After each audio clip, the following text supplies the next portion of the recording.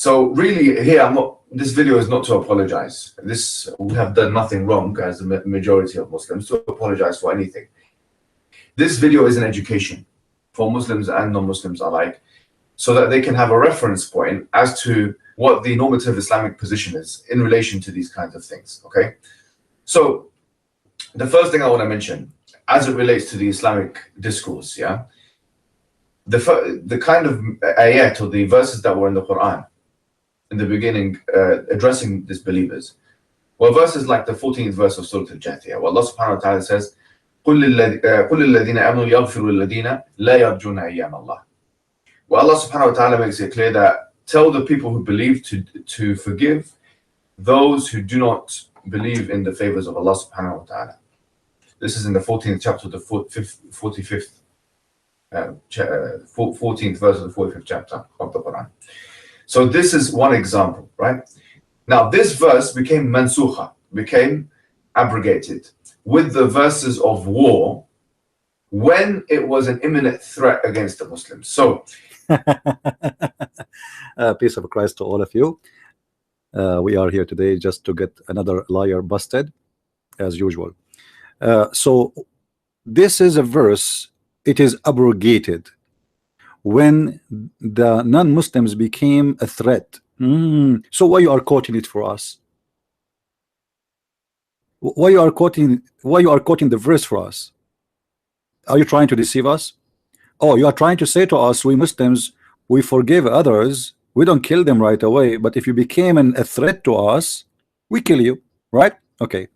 Now this guy, not only his Arabic is broken, it's funny, Egyptian boy, he forgot that this verse was mentioned in the city of Mecca, and the Muslims themselves, they claim that in the city of Mecca the Muslims were getting killed and tortured, and Muhammad himself, his life was under threat. So how come Muhammad, when he was in Mecca, did not say go and do jihad? How come when he left Mecca, he went to the Medina, he said do jihad? Because there he is more secure, he is not under threat. It was the Muslims after that who attacking the caravans. You can go and check the caravans attacks of Muhammad, just search in Google and you will find how many caravan he attacked. He is the one who was attacking them. It was not the people of Mecca attacking Muhammad. The whole story is exactly what this guy is doing. Right now in Europe they are minority. So when they are minority, we forgive you, you know, we don't really want to do jihad against you, we don't want to kill you, unless he is an honest Muslim, and that is rare to find. Those who say things as it is are the real Muslims who are practicing, they say things as it is. This is a guy who is practicing Takiyah. What is Takiyah? Takiyah is to lie to your enemy. You say to them something and you mean something else, and we will show you that. So he's quoting for us a verse, he knew it's abrogated. So what the point of quoting it? Listen to this, he will explain to you why. The base or the normative Islamic position, the default position, is a peaceful position. This is a big fat lie, because he forgot to mention to you that Islam has stages. In the beginning, when we are weak, we speak friendly. Then when we have strength, we prepare ourselves and we attack you. Let us see what Muhammad he says, and let us see how Muslims, they killed Muslims. Are Muslims are a threat? Is a Muslim is a threat to a Muslim? Why Muslims killed a Muslim? Let us say this guy is saying that those tribe of Quraysh, who is the tribe of Muhammad anyway, they are his family, they became a threat to Muhammad. Let us see this lie, how long it's going to hold. What about killing the Muslims who just refused to give Abu Bakr a goat to pay him the zakat? What is the threat of somebody who don't want to give you a goat? What a big fat liar. First of all, we will go here. Muhammad he said, and the one who's talking is Muhammad.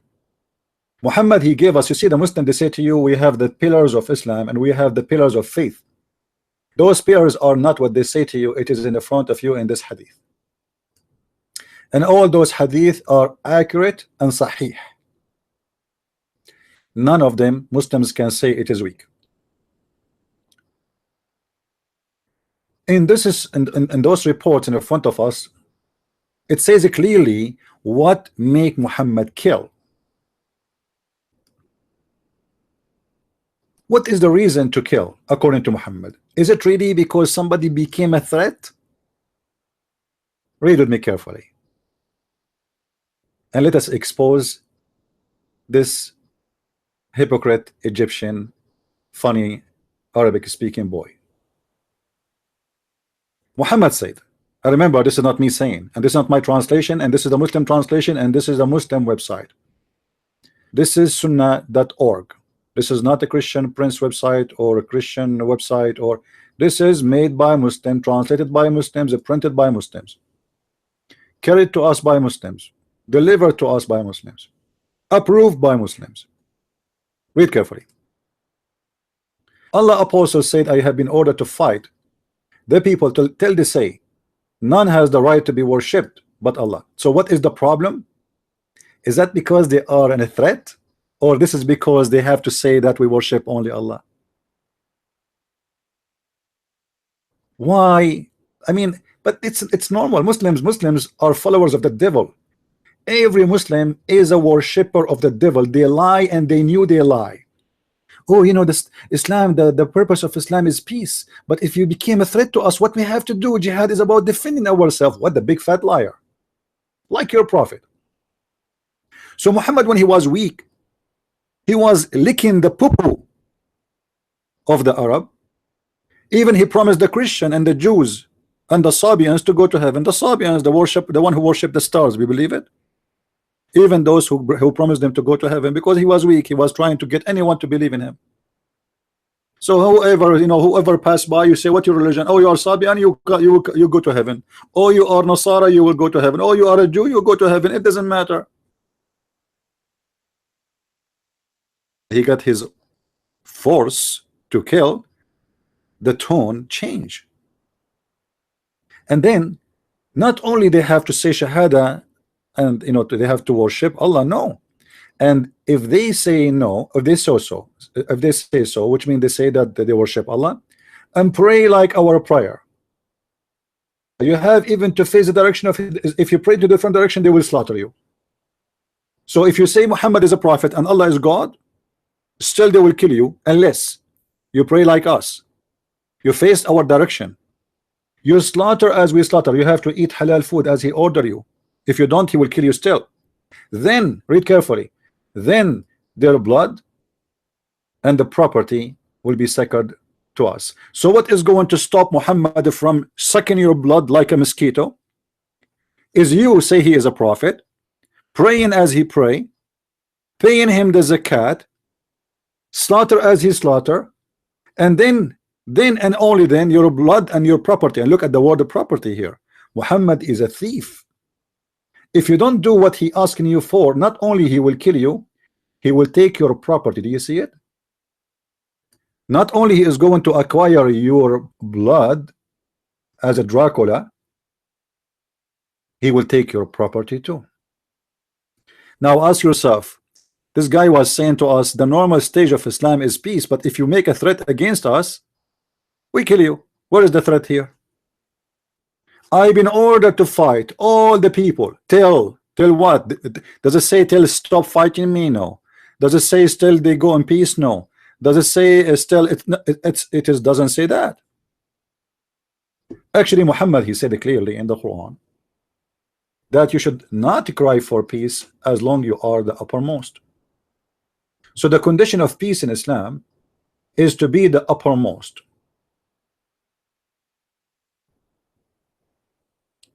If you are the uppermost, if we go to the Muslim website, hold on. This is we copy his video by mistake. Sorry. If we go to his video, his Islamic Quran, we will find the following. Let us love together. Is Islam really, or the normal stage of life in Islam is peace? Let us see. In a second we will discover the truth about that.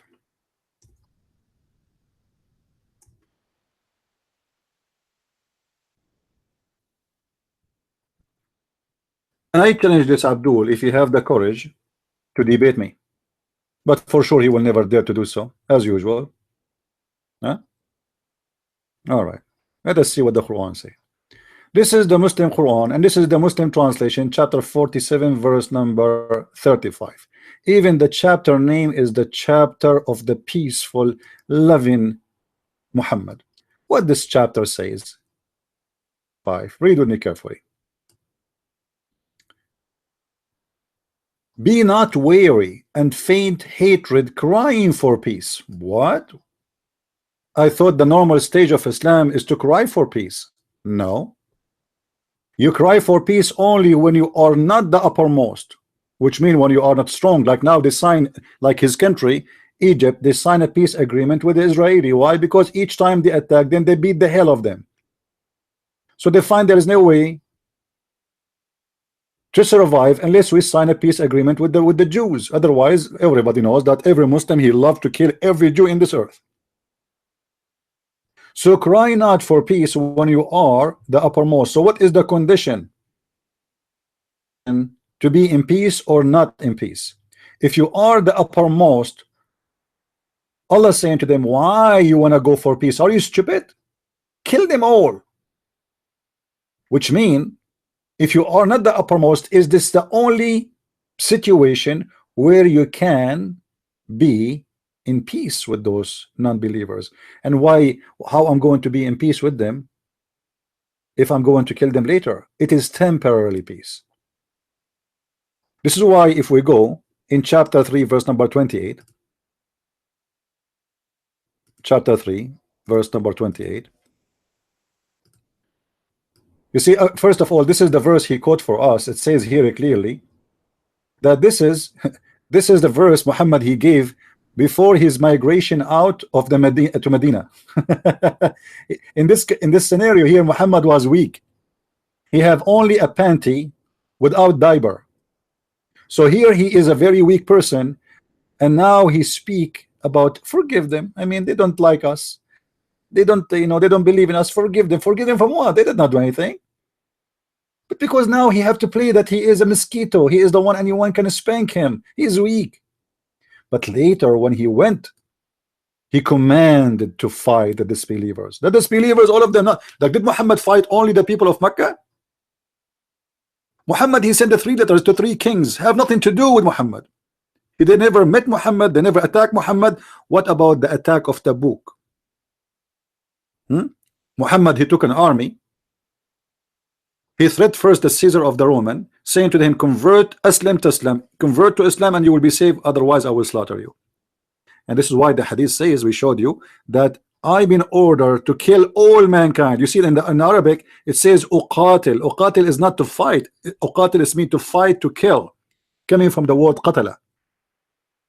So I've been ordered to fight, to kill, until there is no people around me.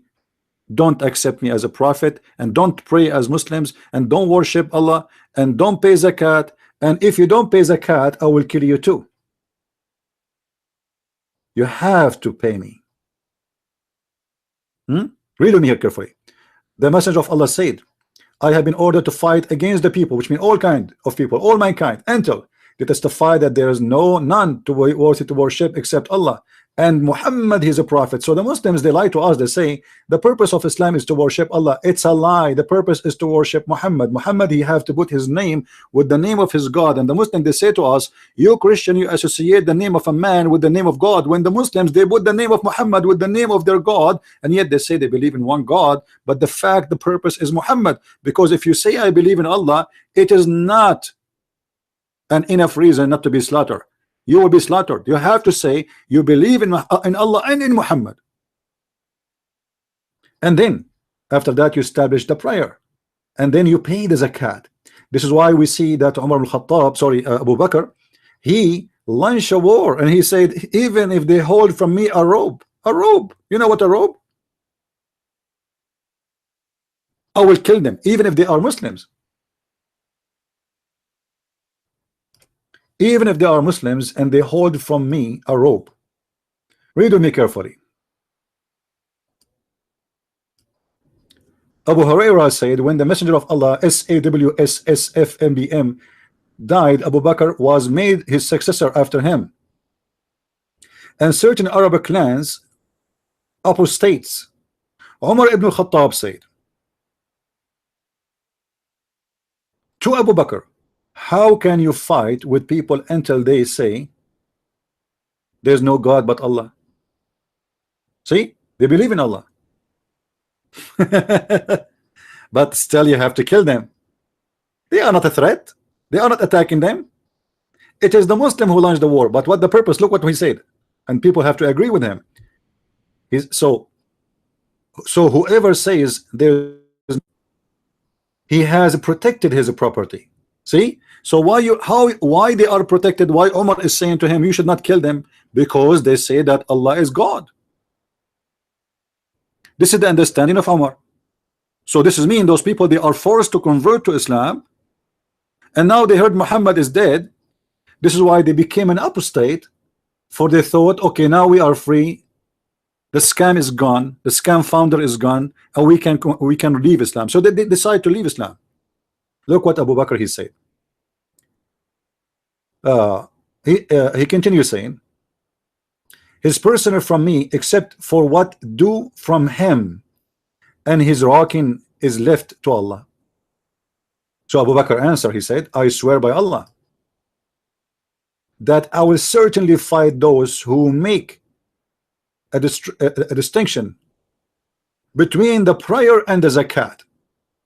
So those people who they are calling the apostate, they just refuse either prayer, they don't want to pray, they are free, or to pay zakat, to pay money. They will kill them for that reason. So this liar was saying to us, if you became a threat, we will kill you. Those are Muslims. They believe in Allah, they worship Allah, and yet the reason to kill them if they broke any of the promise which Muhammad he forced them to do in order to live, in order to protect their property, to worship, to pay the zakat, to face the Qibla, to slaughter as we slaughter, to eat as we eat, to speak as we speak, and then and only then your property and your blood is protected. So now Abu Bakr explained to Umar, he's saying they broke the conversion to Islam, which is giving them protection. Why they are protected? Umar, he said to him, how we are going to kill people who says there's no God but Allah? He told him, he explained to him, because they make distinguish between the prayer and the zakat. So maybe those people, they want to pray but they don't want to pay zakat, or maybe they want to pay zakat but they don't want to pray. So if you make distinguish, you are dead. And he continues saying, I swear by Allah that if they were to refuse me a rope of a camel or a female baby of a goat, whatever equal to that, I'm going to kill them all. Do you see it?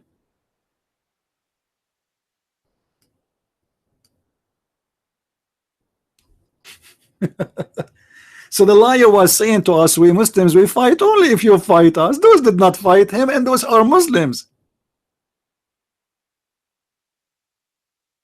And the same we can find in the Quran in chapter 9 verse number 73 and 74.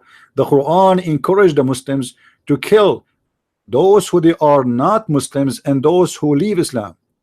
So if we go in chapter 9 verse number 73, you will see here it says, O Prophet, strive jihad, strive, but the fact it doesn't say strive. What strive? It says go and do jihad.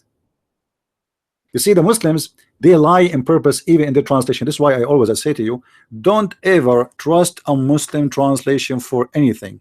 If I go right now and get the Quran translation from Islamic website, different Islamic website, you will see how the verse translation totally change. It's like magic. Let me show you an example. Does it say really strive or go and wage war and do jihad? Let us see. This is sunnahx.com, and they have a lot of translation, not only one. I will show you all of them. The first one, he said strive. What does strive mean?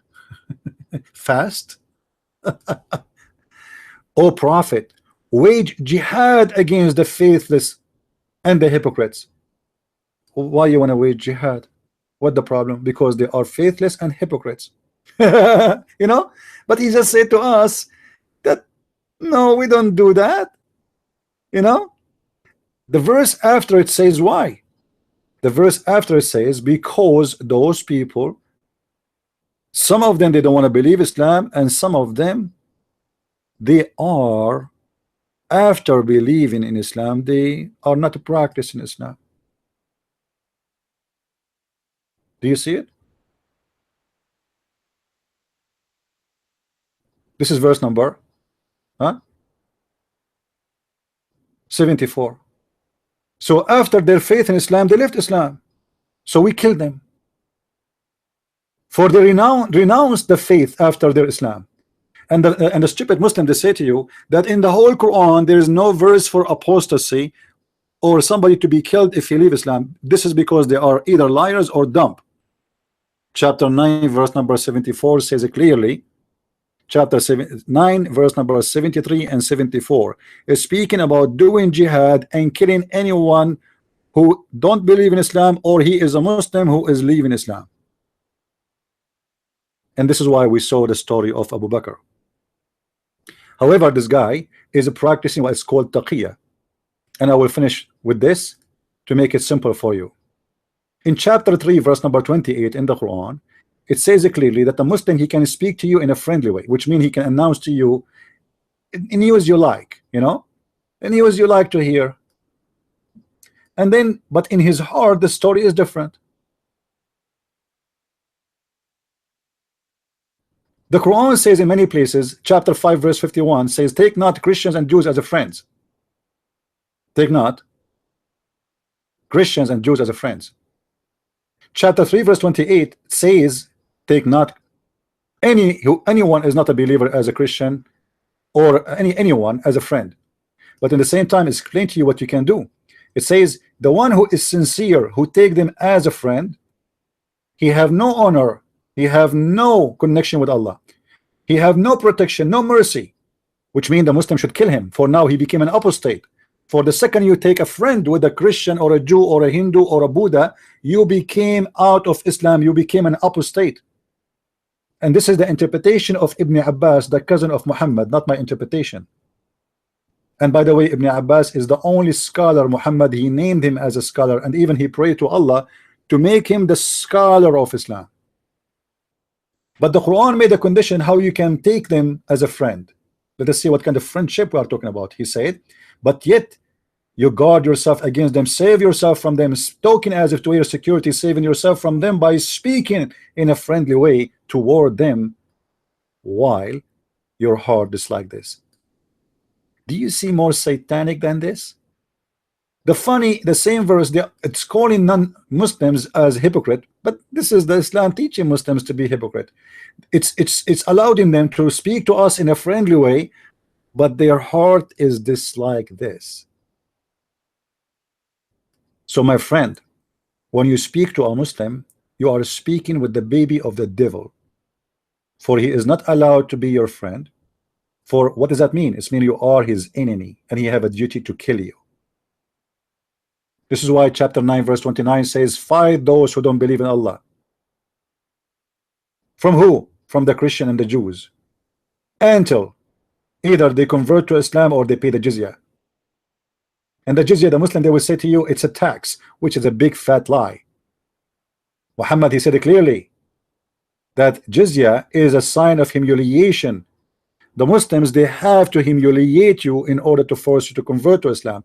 This is why in the hadith we will find the hadith saying the following, that the Muslims are the best of mankind. Muslims are fascist people. They are fascist. Let me show you the fascism of Islam. Muslims are the best of mankind, and they have a duty. Why they are the best of mankind? Because they have a duty to go and attack you and rape your wife and bring you with the chain around your neck. Read with me. You are the best of the people ever raised for the benefit of mankind. You see the benefit of mankind? Amazing. Sound like good. Chapter 3 verse 110. So the Muslims believe they are the best of mankind. That's why they look everybody down. You are dirty, you are filthy. The Quran called non-Muslims najis, pigs, monkeys. They are the worst of the creatures. The best of mankind. Why?